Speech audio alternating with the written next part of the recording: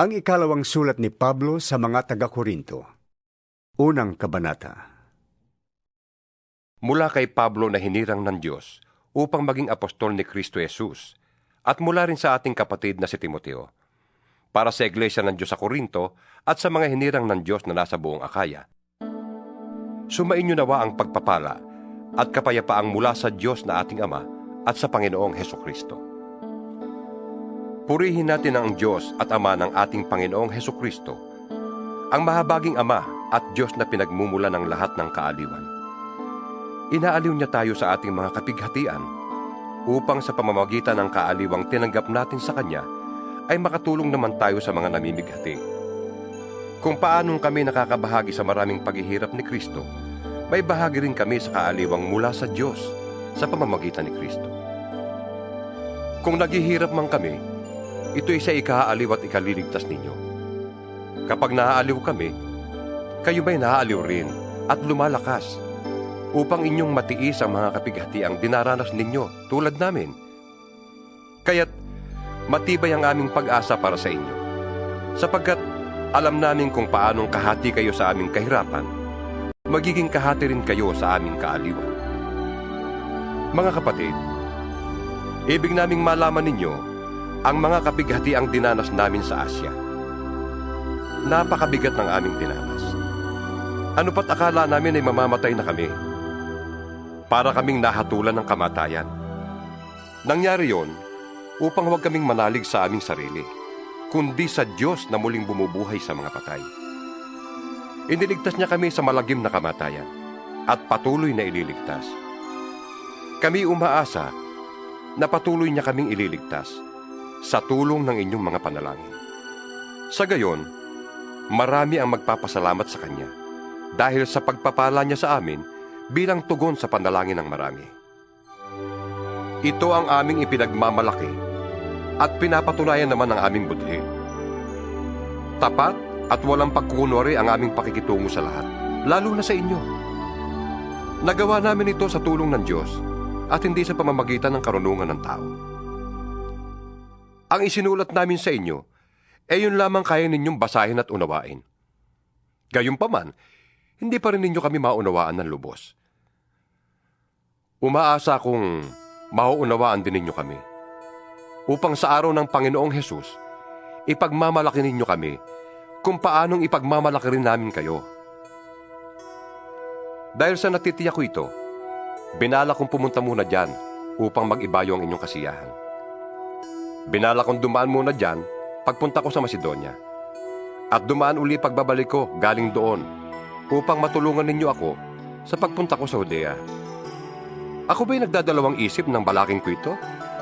Ako ba'y nagpaplanong tulad ng mga taga-sanlibutan na nagsasabing, oo, at pagkatapos hindi naman pala? Kung paanong ang Diyos ay tapat, gayon din ang salita ko sa inyo. Ang oo ko ngayon ay mananatiling oo.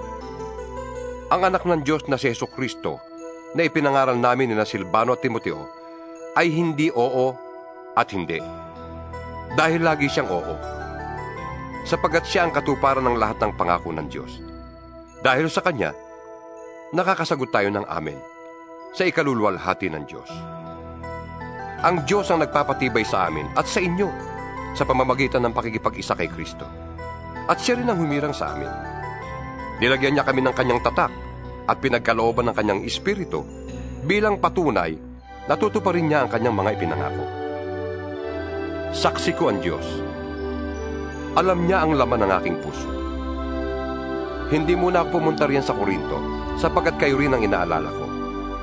Hindi sa ibig namin pangunahan kayo sapagkat alam naming matatag na kayo sa pananampalataya. Nais lamang naming tumulong upang maging maligaya kayo. Ikalawang kabanata. Pinasya kong wag na munang pumunta riyan upang hindi kayo muling madulutan ng kalungkutan. Sapagkat kung dudulutan ko kayo ng kalungkutan, sino pa ang aaliw sa akin? Hindi ba kayo rin? Kaya, sumulat muna ako sa inyo. Ayoko sa pagpunta ko riyan ay dulutan ng lungkot ang mga taong dapat magpaligaya sa akin. Sapagkat natitiyak kong ang aking kaligayahan ay kaligayahan din ninyong lahat. ang puso ko'y puno ng lungkot at pag-aalala nang sulatan ko kayo. At maraming luha ang tumulo habang sinusulat ko yun. Sumulat ako sa inyo, hindi upang kayo'y dulutan ng kalungkutan, kundi upang ipadama sa inyo kung gaano kalaki ang aking pagmamahal. Kung may nagdulot ng kalungkutan kanino man, hindi sa akin ito ginawa. Hindi sa pinalalaki ko ang bagay na ito, pero ang totoo, kayong lahat ang dinulutan niya ng kalungkutan. Sapat na ang parusang iginawad sa kanya ng nakararami sa inyo. Dapat na ninyo siyang patawarin at aliwin upang hindi naman siya tuluyang masiraan ng loob. Kaya nakikiusap akong ipadama ninyo sa kanya na siya'y mahal pa rin ninyo. Ang isa pang dahilan ng pagsulat ko sa inyo noon ay upang subukin kayo at alamin kung sinusunod ninyo ang lahat ng ipinangaral ko sa inyo. Ang sino mang pinatawad ninyo ay pinatawad ko na rin. Ang pinatawad ko, kung meron man, ay pinatawad ko alang-alang sa inyo, sa harapan ni Kristo. Upang hindi tayo malinlang ni Satanas. Hindi lingid sa atin ang ibig niya mangyari. Nang dumating ako sa Troas upang mangaral ng magandang balita tungkol kay Kristo, binigyan ako ng Panginoon ng magandang pagkakataon upang maisagawa yon. Ngunit hindi rin ako mapanatag, sapagkat hindi ko natagpuan doon ang kapatid na Tito. Kaya ako'y nagpaalam sa mga taga roon at nagtuloy sa Macedonia. Ngunit, salamat sa Diyos at lagi niya kaming isinasama sa parada ng tagumpay ni Kristo. Dahil sa aming pakikipag-isa sa Kanya. At sa pamamagitan namin ay pinalalaganap ng Diyos sa lahat ng dako ang mabangong halimuyak ng pagkakilala sa Kanya. Para kaming mabangong samyo ng insensong inihahandog ni Kristo sa Diyos at nalalanghap naman ng mga naliligtas at ng mga napapahamak. Sa mga napapahamak, ito'y parang alingasaw na nakamamatay. Ngunit sa mga naliligtas, ito'y halimuyak na nagdudulot ng buhay. Sino ang may sapat na kakayahang gumawa ng mga bagay na ito?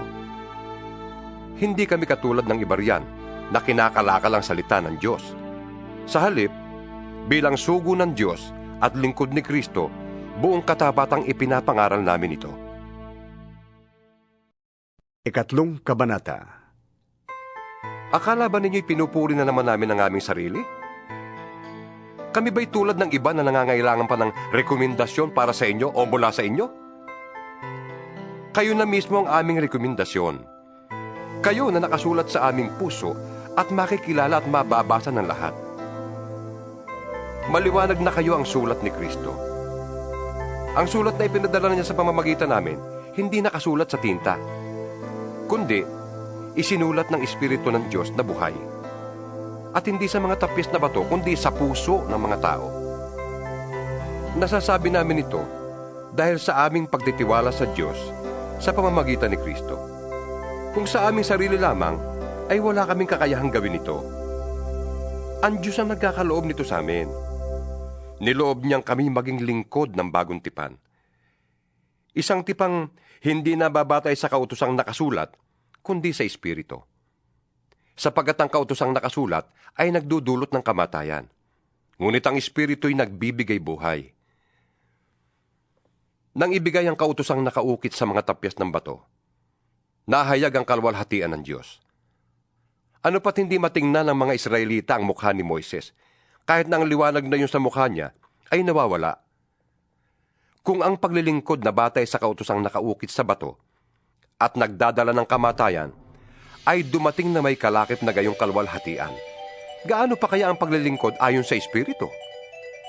Kung may kalwalhatian ang paglilingkod na nagdudulot ng hatol na kamatayan, lalo pang malwalhati ang paglilingkod na nagdudulot ng pagpapawalang sala.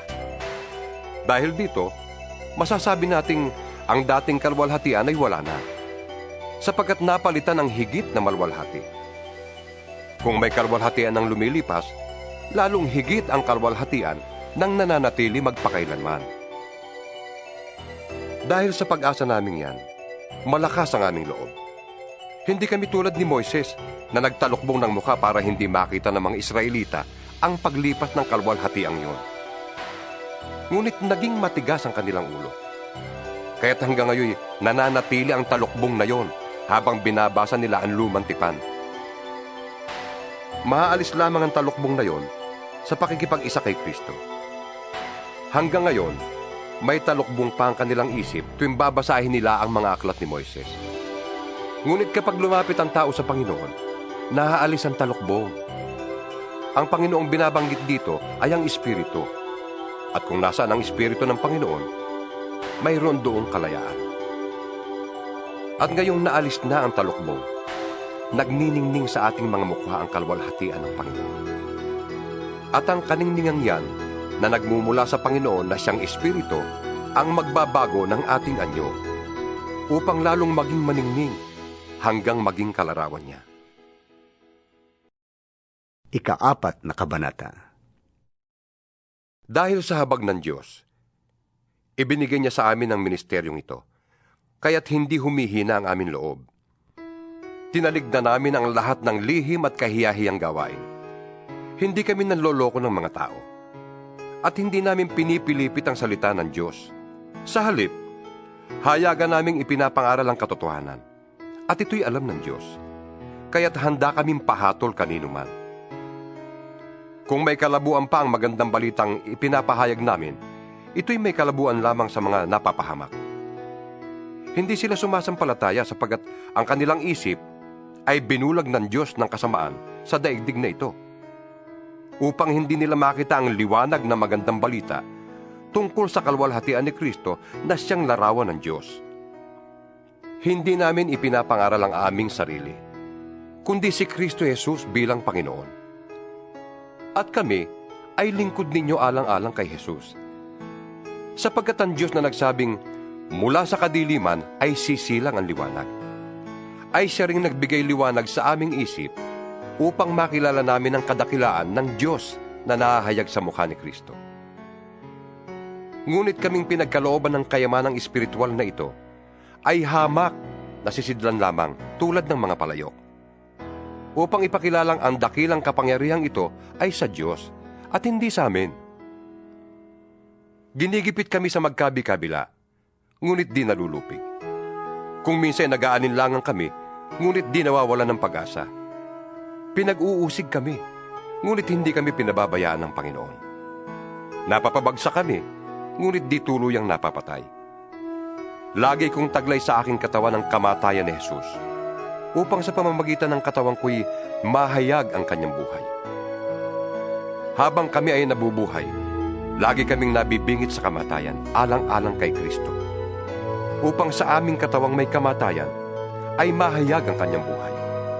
At habang ako'y dahan-dahang namamatay, kayo na may nagkakaroon ng buhay. Sinasabi ng kasulatan, nagsalita ako sapagkat ako'y sumampalataya. Sa ganoon ding diwa ng pananampalataya, nagsasalita ako dahil ako'y sumasampalataya. Sapagkat alam naming ang Diyos na muling bumuhay sa Panginoong Hesus ay siya ring bubuhay sa amin kasama niya at magdadala sa atin sa kanyang piling. Ang lahat ng pagtitiis ko ay para sa kapakanan ninyo, upang sa pagdami ng mga nakakatanggap ng mga kaloob ng Diyos, lalo namang dumami ang magpapasalamat at magpupuri sa Kanya. Kaya hindi kami nasisiraan ng loob. Kahit na humihina ang aming katawan lupa, patuloy namang lumalakas ang aming espiritu araw-araw. Ang bahagya at panandali ang kapighati ang dinaranas namin ngayon ay magbubunga ng kagalakang walang hanggan at walang katulad. Kaya't ang paningin namin ay nakatuon sa mga bagay na di nakikita at hindi sa mga bagay na nakikita. Sapagkat panandalian lamang ang mga bagay na nakikita. Ngunit walang hanggan ang mga bagay na di nakikita. Ika-5 kabanata. Alam natin kapag nasira na ang toldang tinatahanan natin ngayon, ang ating katawang lupa, tayo'y may tahanan sa langit na hindi nasisira. Isang tahanang ginawa ng Diyos at hindi ng tao. Dumaraing tayo habang tayo nasa katawang ito at labis na nananabik sa ating tahanang makalangit. Upang kung tayo mabihisan na nito, hindi tayo matagpo ang hubad. Habang nakatira pa tayo sa tordang ito, tayo'y namimigati at dumaraing. Hindi dahil ibig na nating iwaksi ang katawang panlupa, kundi dahil ibig na nating mabihisan ang katawang panlangit. Sa gayon, ang buhay na may katapusan ay mapapalitan ng buhay na walang hanggan. Ang Diyos mismo ang nagtalaga sa atin para sa ganitong pagbabago. At ibinigay niya sa atin ang Espiritu bilang katibayan na ito'y matutupad. Kaya't laging malakas ang ating loob. Kahit na alam nating habang tayo narito pa sa katawang lupa, hindi tayo makakapasok sa tahanang inihanda ng Panginoon. Sapagkat namumuhay tayo batay sa pananalig sa Panginoon at hindi sa mga bagay na nakikita. Malakas nga ang loob nating iwanan ang katawang ito na ating tinatahanan ngayon upang manirahan na sa piling ng Panginoon. Kaya naman, ang pinakananais natin ay maging kalugod-lugod sa Kanya. Maging nasa katawan lupa tayo o nasa piling na Niya. Sapagkat lahat tayo'y haharap sa hukuman ni Kristo at tatanggap ng nararapat ayon sa ating mga gawang mabuti o masama nang tayo'y nabubuhay pa sa daigdig na ito. Kaya nga, dahil may takot kami sa Panginoon, sinisikap naming hikayatin ang mga tao na manumbalik sa Kanya. Alam ng Diyos ang tunay naming pagkatao. At inaasahan kong kilalang kilala rin ninyo ako. Hindi sa ibig naming ipagmalaking muli sa inyo ang aming sarili, kundi ibig naming bigyan kayo ng dahilan upang kami maipagmalaki ninyo. Nang sa gayon, ay masagot ninyo ang mga taong walang ipinagmamalaki kundi ang mga nakikita ng mata at hindi ang tunay na pagkatao. Kung kami parang nasisiraan ng isip, yun ay alang-alang sa Diyos. At kung matino naman kami, yan ay para sa kapakanan ninyo. Ang pag-ibig ni Kristo ang naghahari sa amin, sapagkat natitiyak naming may isang namatay para sa lahat, kung kaya't ang lahat ay mabibilang ng patay. Namatay siya para sa lahat, upang ang mga nabubuhay ngayon ay huwag nang mabuhay para sa sarili, kundi para kay Kristo na namatay at muling nabuhay para sa kanila. Kaya ngayon, ang pagtingin natin sa bawat tao ay hindi na batay sa sukatan ng tao. Noong una'y gano'n ang ating pagkakilala kay Kristo. Ngunit ngayon hindi na. Kaya't kung nakipag-isa na kay Kristo ang isang tao, isa na siyang bagong nilalang. Wala na ang dati niyang pagkatao. Sa halip, ito'y napalitan na ng bago. Ang Diyos ang gumawa ng lahat ng ito. Sa pamamagitan ni Kristo, ibinilang niya tayong mga kaibigan at hindi nakaaway. At pinili niya kami upang mapanumbalik sa kanyang mga tao. Ang ibig sabihin, sa pamamagitan ni Kristo, ang mga tao'y ibinilang ng Diyos na kaibigan at nilimot na niya ang kanilang mga kasalanan. At kami naman ay inatasan niyang ipamalita ito. Kaya nga, kami sugo ni Kristo. Ang Diyos mismo ang nakikiusap sa inyo sa pamamagitan namin. Kami nakikiusap sa inyo alang-alang kay Kristo. Makipagkasundo na kayo sa Diyos. Hindi nagkasala si Kristo. Ngunit dahil sa atin, siya'y itinuring na makasalanan upang sa pamamagitan niya ay maging matuwid tayo sa harap ng Diyos. Ika-6 na kabanata. Yamang kami mga katulong sa gawain ng Diyos. Nakikiusap kami sa inyo na huwag ninyong sayangin ang pagkakataong ibinibigay sa inyo ng Diyos. Sapagkat sinasabi niya, sa kaukulang panahon ay pinakinggan kita. Sa araw ng pagliligtas, sinaklolohan kita. Ito na ang panahong nararapat. Ngayon na ang araw ng pagliligtas. Iniwasan naming makagawa ng anumang ipagdaramdam ninuman upang hindi mapulaan ang aming paglilingkod. Sa halip, sinisikap namin sa lahat ng paraan na ipakilalang kami lingkod ng Diyos sa pamamagitan ng matyagang pagtitiis sa lahat ng uri ng kahirapan, kapighatian at mga kagipitan. Kami hinagupit, ibinilanggo at binugbog. Naranasan naming ang magtrabaho ng labis, ang di matulog magdamag, ang di kumain ng ilang araw. Namuhay kami ng malinis, may kaalaman, pagtitiis at kabutihan, upang ipakilalang kami lingkod ng Diyos sa patnubay ng Espiritu Santo at sa pamamagitan ng aming tapat na pag-ibig. Tapat na pananalita at sa kapangyarihan ng Diyos. Ang pagiging matuwid ang siya naming sandatang panlaban at panangga. Naranasan naming maparangalan at siraan ng puri, ang laitin at papurihan.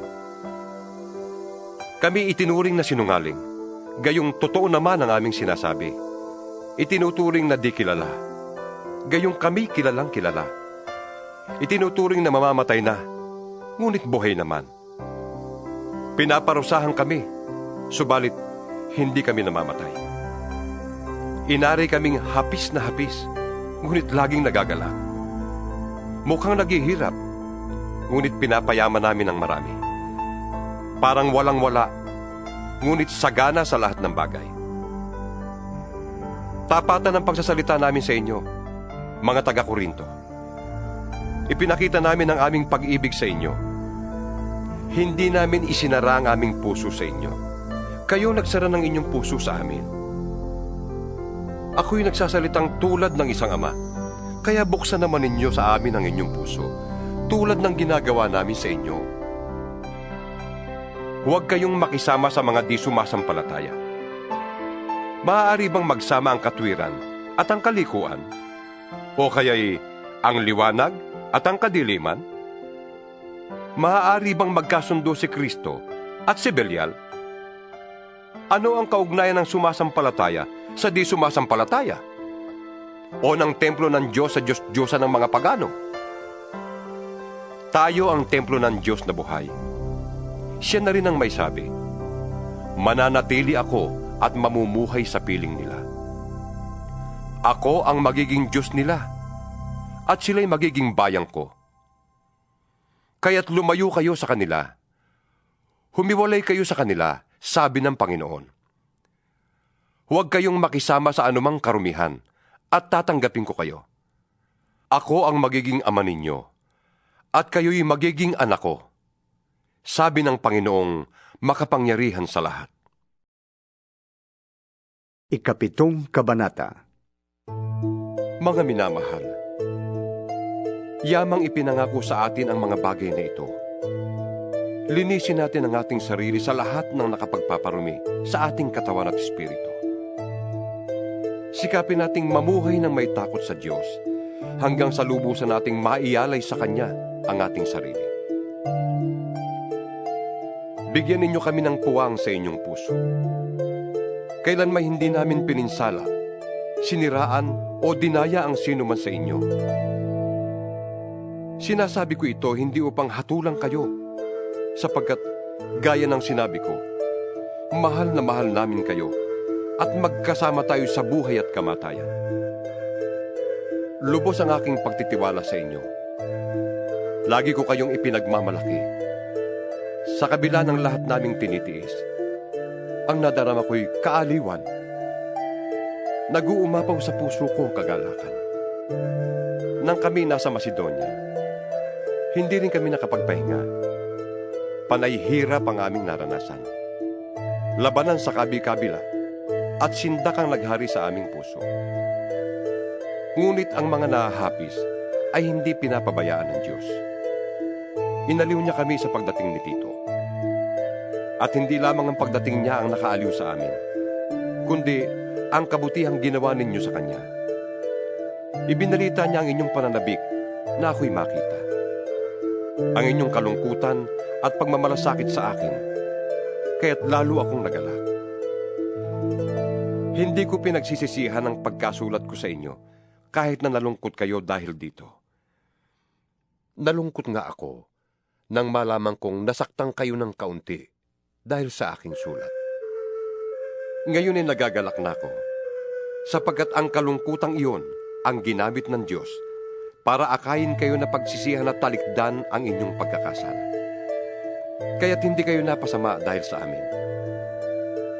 Sapagkat ang kalungkutang buhat sa Diyos ay nagbubunga ng pagsisisi at pagbabago tungo sa kaligtasan. Ngunit ang kalungkutang dulot ng mundo ay humahantong sa kamatayan. Tingnan ninyong ibinunga ng kalungkutang buhat sa Diyos. Naging masikap kayo at masigasig na ipakilalang kayo'y walang kasalanan tungkol sa mga bagay na iyon. Namuhi kayo sa inyong sarili. Sinidlan kayo ng takot. Nanabi kayo sa aking pagdating. Nagkaroon ng malasakit at hangaring maparusahan ang nagkasala.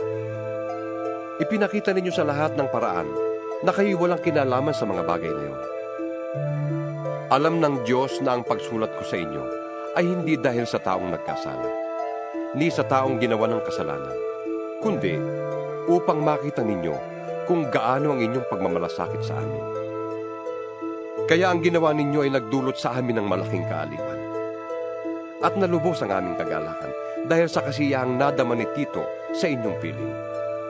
Ipinagmalaki ko kayo sa kanya at hindi naman ako napahiya. Sapagkat kung paanong lahat ng sinasabi ko sa inyo ay totoo, napatunayang totoo rin ang lahat ng sinabi ko kay Tito tungkol sa inyo. At habang iniisip niya ang inyong pagkamasunurin, lalo naman kayong napapamahal sa kanya.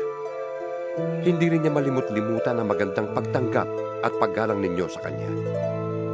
Labis akong nagagalak dahil kayo'y lubos kong mapagkakatiwalaan. Ikawalong kabanata. Ibig naming ibalita sa inyo, mga kapatid, ang nagawa ng kagandahang loob ng Diyos sa mga iglesia sa Macedonia. Dumana sila ng matinding kahirapan at ito'y isang mahigpit na pagsubok sa kanila. Ngunit sa kabila ng kanilang paghihikahos, masayang-masaya pa rin sila at bukas ang palad sa pagbibigay. Sila'y kusang loob na nag-abuloy, hindi lamang sa abot ng kanilang kaya, kundi higit pa. Alam ko ito sapagkat mahigpit nilang ipinakiusap sa amin na sila'y bigyan ng pagkakataong makatulong sa mga kapatid sa Judea. At higit sa inaasahan namin, inilaan nila ang kanilang sarili. Una sa Panginoon, at pagkatapos sa amin, ayon sa kalooban ng Diyos. Kaya't pinakiusapan namin si Tito, yamang siyang nagsimula nito, na kayo'y tulungan niya hanggang sa malubos ang pagkakawanggawa ninyong ito. Kayo'y tanyag sa pananampalataya, sa pagpapahayag, sa kaalaman, sa kasipagan, at sa inyong pag-ibig sa amin. Sikapin din ninyong manguna sa pagkakawanggawa. Hindi sa inuutusan ko kayo.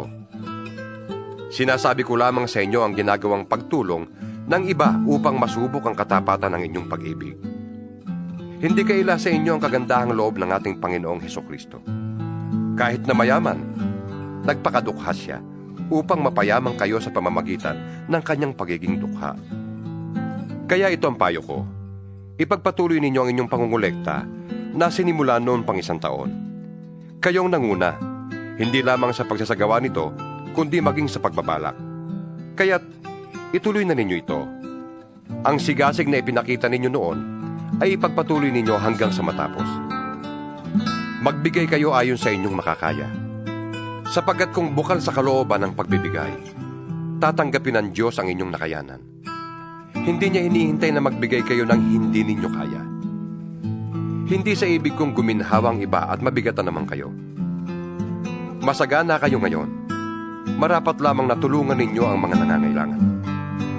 Kung kayo naman ang mangailangan at sila'y malagana, sila naman ang tutulong sa inyo. Sa gayon, pareho kayong nakatulong sa isa't isa at naganap sa inyo ang sinabi sa kasulatan. Ang nagtipon ng marami ay hindi lumabis, at ang nagtipon ng kaunti ay hindi naman kinulang. Nagpapasalamat ako sa Diyos dahil binigyan niya si Tito ng pagmamalasakit para sa inyo, na tulad din ng pagmamalasakit ko.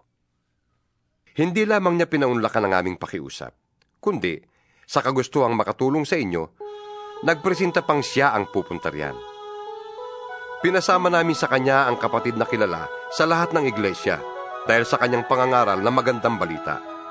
Hindi lamang yan, siya'y hinirang ng mga iglesia upang maglakbay na kasama namin at tulungan kami sa pangangasiwa sa gawaing ito. Ang ganitong paglilingkod ay para sa ikadadakila ng Panginoon at sa aming marubdob na hangaring matulungan kayo. Nag-iingat kami upang walang masabi ang sinuman tungkol sa pangangasiwa namin sa malaking abuloy na ito. Ang layunin namin ay magawa ang tama. Hindi lamang sa paningin ng Panginoon, kundi maging sa paningin ng mga tao. Kaya sinusugo namin kasama nila ang isa pa nating kapatid na subok na namin sa maraming pagkakataon. At lalong masigasig sa pagtulong ngayon dahil sa malaking tiwala niya sa inyo. Tungkol kay Tito, siya ang kasama ko at kamanggagawa sa pagtulong sa inyo. Tungkol naman sa mga kapatid na kasama niya, sila'y mga sugo ng mga iglesia sa ikarangal ni Kristo. Kaya't ipadama ninyo sa kanila ang matapat ninyong pag-ibig, upang makita ng mga iglesia na hindi kami nagkamali sa pagmamalaki tungkol sa inyo. Ikasyam na kabanata. Hindi na kailangang sumulat pa ako sa inyo tungkol sa pagtulong sa mga kapatid sa iglesia sa Judea. Alam kong handa na kayong tumulong, kaya't ipinagmamalaki ko kayo sa mga taga-Macedonia. Ang sabi ko, handa na kayong mga taga-Akaya noong pang nakaraang taon. At dahil dito, lalo silang sumigla sa pagtulong. Kaya't pinauna ko riyan ang mga kapatid na ito upang hindi kami mapahiya sa aming pagmamalaki tungkol sa inyo at nang maihanda na ninyo ang inyong tulong gaya ng sinabi ko. Baka kami mapahiya. Huwag na sabihin pati kayo. Kung may mga taga-Macedoniang sumama sa akin at makita nilang hindi pala kayo handa. Kaya't pinakiusapan ko ang mga kapatid na mauna riyan upang maihanda ang tulong na ipinangako ninyo. Sa gayon, lilitaw na talagang kusang loob ang pagbibigay ninyo at hindi sa pilitan. Tandaan nyo ito, ang nagtatanim ng kakaunti ay aani ng kakaunti. At ang nagtatanim naman ng marami ay aani ng marami. Ang bawat isa ay dapat magbigay ayon sa sariling pasya. Maluwag sa loob at di napipilitan lamang. Sapagkat iniibig ng Diyos ang kusang nagbibigay ng may kagalakan. Magagawa ng Diyos na pasaganain kayo sa lahat ng bagay at higit pa sa inyong pangangailangan upang may magamit kayo sa pagkakawang gawa. Gaya nga ng sinasabi ng kasulatan, siya'y namumudmod sa mga dukha. Walang hanggan ang kanyang kabutihan. Ang Diyos na nagbibigay ng binhing itatanim at tinapay na makakain, ang siya ring magbibigay sa inyo ng binhi at magpapalago nito upang mamunga ng sagana ang inyong kabutihang loob. Pasasaganain niya kayo sa lahat ng bagay upang mas marami ang inyong matulungan. Sa gayon, mas dadami ang magpapasalamat sa Diyos dahil sa inyong tulong na dadalhin namin sa kanila. Ang pagtulong ninyong ito sa mga kapatid ay hindi lamang makatutugon sa kanilang pangangailangan, kundi magiging dahilan pa ng walang hanggang pagpapasalamat nila sa Diyos. Ang bukas palad ninyong pagbibigay sa kanila at sa lahat ay magpapatunay na matapat ninyong sinusunod ang magandang balita ni Kristo. Dahil diyan, magpupuri sila sa Diyos. Kaya't buong pagmamahal nila kayong idadalangin dahil sa dakilang kaloob ng Diyos sa inyo. Salamat sa Diyos dahil sa kaloob niyang walang kapantay. Ikasampung kabanata. Akong si Pablo. Nang sabi ng ilan ay mapagpakumbaba at mabait kapag kaharap ninyo, ngunit matapang kapag malayo, ay nakikiusap sa inyo, alang-alang sa kababaang loob at kabutihan ni Kristo. Ipinapakiusap kong huwag ninyo kong piniting magsalita ng mabigat pagdating ko riyan. Dahil kaya kong gawin yon sa mga nagsasabing kami namumuhay ayon sa laman. Kung nabubuhay man kami bilang karaniwang tao, hindi kami nakikipaglaban ayon sa pamamaraan ng mundo.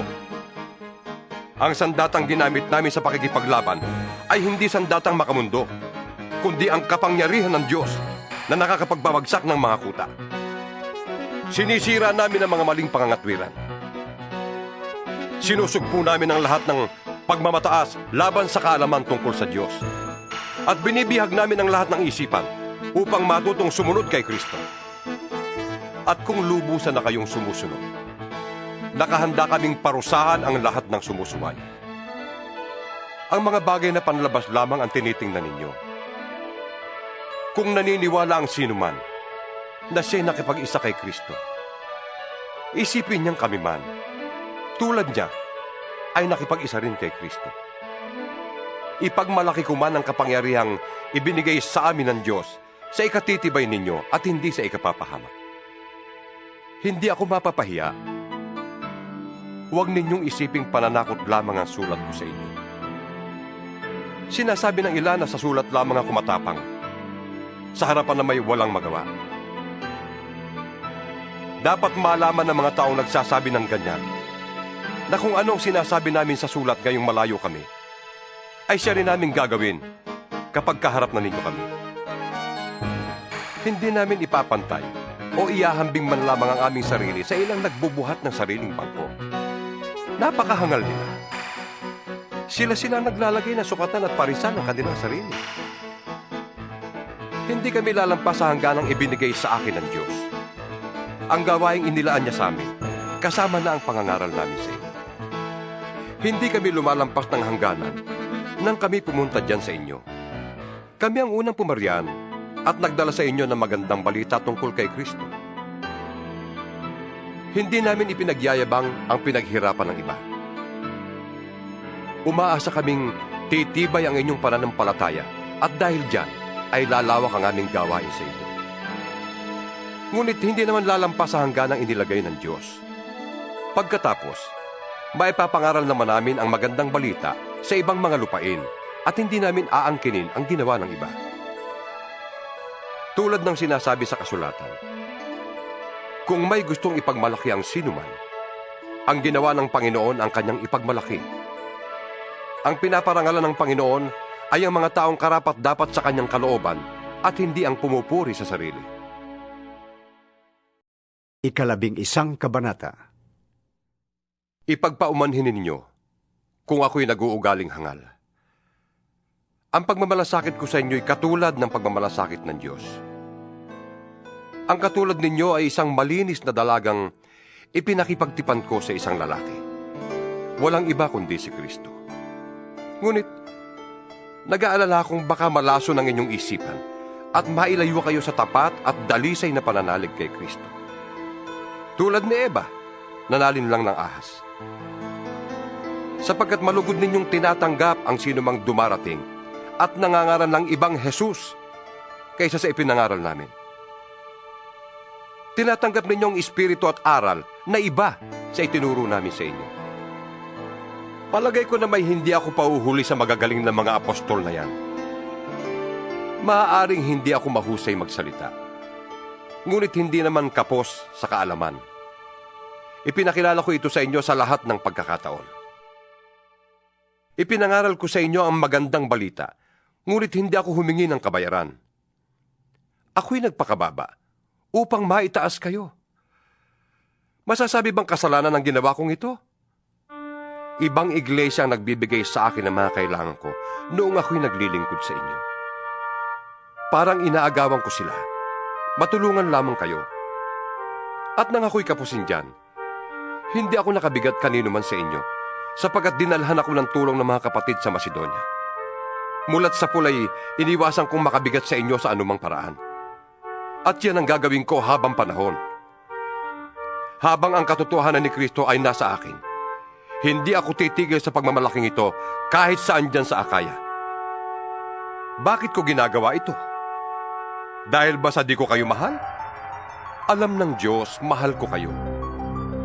Ngunit patuloy kong gagawin ang ginagawa ko ngayon upang huwag magkaroon ng katwiran ang mga namamalita na ang paglilingkod nila ay tulad ng aming ginagawa. Hindi sila tunay na apostol, kundi mga nandaraya lamang at nagkukunwaring mga apostol ni Kristo. Hindi ito dapat pagtakhan, sapagkat si Satanas man ay maaaring magkunwaring anghel ng kaliwanagan. Kaya hindi katakataka na magkunwaring lingkod ng katwiran ang kanyang mga lingkod. Ang kanilang kahihinatnan ay ayon lamang sa kanilang mga gawa. Inuulit ko, huwag isipin ninyo man na ako'y hangal. Ngunit, kung ganoon ang akala ninyo, tatanggapin ko na, upang ako man ay makapagyabang tulad ng isang hangal. Ang sinasabi ko sa pagmamalaking ito ay hindi buhat sa Panginoon, kundi pagyayabang ng isang hangal. Dahil marami ang nagyayabang tungkol sa mga bagay na makalupa. Ako man ay magyayabang din. Nagtitiyaga kayo sa mga hangal na yan? Palibhas ay matatalino kayo? Pinagtitiisan ninyong kayo'y alipinin, sakmalin, pagsamantalahan, maliitin, o sampalin? Kahiya-hiya man ay aaminin kung hindi namin kayang gawin yan. Kung may nakapagyayabang, ako'y makapagyayabang din. Ako'y nagsasalita tulad ng isang hangal. Sila ba'y Hebreo? Ako man. Mga Israelita ba sila? Ako rin. Lepi ba sila ni Abraham? Ako'y ganun din. Sila ba'y mga lingkod ni Kristo? Nagsasalita akong parang isang baliw. Ngunit, ako'y mas mabuting lingkod ni Kristo kaysa kanila. Higit ang aking paghihirap kaysa sa kanila. Makailang ulit akong nabilanggo. Hinagupit ng maraming beses. At madalas na nabingit sa kamatayan. 5 beses akong tumanggap ng 39 na palo mula sa mga Hudyo. 3 ulit kong naranasang hagupitin ng mga Romano at minsan namang binato. 3 beses kong naranasang mawasak ang barkong sinasakyan. At minsan maghapot magdamag akong lulutang-lutang sa dagat. Sa malimit kong paglalakbay, nalagay ako sa iba't ibang panganib. Sa mga ilog, sa mga tulisan, sa mga kapwa ko Hudyo at sa mga hintil. Mga panganib sa lungsod, sa ilang, sa dagat, sa mga nagpapanggap na mananampalataya. Naranasan ko rin ang labis na hirap at pagod, malimit na pagpupuyat, matinding gutom at uhaw. Naranasan kong ginawin, ngunit wala man lamang maibalaban. Bukod sa lahat ng yan, ay inaalala ko pa araw-araw ang mga iglesia. Kung may nanghihina, karamay nila ako. At kung may nauhulog sa pagkakasala, labis na naghihirap ang kalooban ko. Kung kailangan ako'y magyabang, ang ipagyayamang ko'y ang aking mga kahinaan. Hindi ako nagsisinungaling, ya'y alam ng Diyos at Ama ng Panginoong Hesus.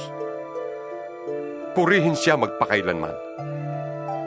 Nang ako'y nasa Damasco, ang pintuan ng lungsod ay pinabantayan ng gobernador na nasasakop ni Haring Aretas upang ipahuli ako. Ngunit, isinakay ako sa isang tiklis at ibinaba sa kabila ng pader upang ako'y makatakas. 12 kabanata. Kailangan kong magmalaki, kahit na wala akong mapapala sa paggawa nito. Ang sasabihin ko naman ngayon, ang mga pangitain at mga pahayag mula sa Panginoon.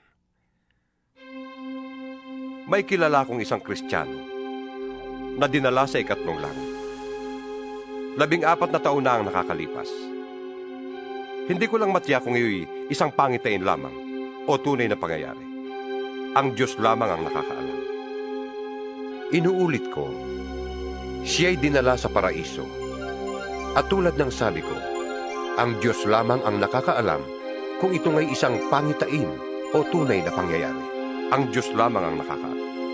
Nakarinig siya roon ng mga bagay na di kayang ilarawan ng salita at di dapat bigkasin ni numan. Ipagmamalaki ko ang taong yon at hindi ang aking sarili, maliban sa aking mga kahinaan. At kung ako'y magmalaki man, hindi ako lalabas na hangal, sapagkat totoo ang sasabihin ko. Ngunit hindi ko ito gagawin, sapagkat ayokong mag-isip ang sinuman ng higit tungkol sa akin kaysa kanyang nakita o narinig sa akin. Ngunit upang hindi ko ipagyabang ang kamanghamanghang pahayag ng Diyos sa akin, ako'y binigyan niya ng isang kapansanan sa katawan na nagsisilbing sugo ni Satanas upang pahirapan ako. Nang sa gayon, hindi ako maging palalo. 3 beses kong idinalangin sa Panginoon na alisin ito. Ngunit ganito ang kanyang sagot. Ang pagpapala ko ay sapat sa lahat ng pangangailangan mo. Lalong nahahayag ang aking kapangyarihan kung ikaw ay mahina. Kaya't buong galak kong ipagmamalaki ang aking mga kahinaan upang lalo kong madama ang kapangyarihan ni Kristo. Dahil kay Kristo, walang halaga sa akin kung ako may mahina, kutyain, pahirapan, usigin, at magtiis. Sapagkat kung kailan ako lalong mahina, saka naman ako nagiging malakas. Ako'y nag-asal hangal, ngunit kayong nagtulak sa aking gumawa niyon. Kayo sana ang dapat pumuri sa akin. Dahil kahit na wala akong kabuluhan, hindi naman ako nauhuli sa magagaling na apostol na yan.